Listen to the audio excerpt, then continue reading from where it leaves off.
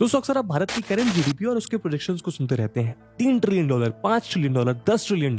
लेकिन आखिर ये जीडीपी होती क्या है और क्यों ये आरोप लगते रहते हैं कि जीडीपी को लेकर सरकार झूठ बोल रही है? तो देखिए, जीडीपी का मतलब होता है ग्रॉस डोमेस्टिक प्रोडक्ट। किसी कंट्री की टेरिटरी के अंदर प्रोड्यूस होने वाले फाइनल गुड्स एंड सर्विसेज की कंबाइंड वैल्यू को जीडीपी कहते हैं। यानी अगर कोई फॉरेन इंडस्ट्री भी इंडिया में गुड्स या सर्विसेज प्रोड्यूस कर रही है तो उसकी वैल्यू भी इंडियन जीडीपी में ऐड की जाती है। जीडीपी मेजरली दो प्रकार की होती है, नॉमिनल जीडीपी और रियल जीडीपी। नॉमिनल जीडीपी की कैलकुलेशन के टाइम गुड्स एंड सर्विसेज के करंट प्राइस को कंसीडर किया जाता है, यानी इसमें इन्फ्लेशन को भी अकाउंट में लिया जाता है। इसका ड्रॉबैक ये है कि रियल इकोनॉमिक ग्रोथ को प्रोजेक्ट नहीं करता। लेकिन कैसे? उदाहरण के लिए कंट्री अपने यहाँ सिर्फ एक कार प्रोड्यूस करती है जिसकी 2022 में प्राइस थी 1 लाख, तो उसकी जीडीपी हुई 1 लाख रुपीस। लेकिन इन्फ्लेशन की वजह से 2023 में कार की प्राइस 1.5 लाख हो गई, जिससे उसकी जीडीपी 2023 में हुई 1.5 लाख।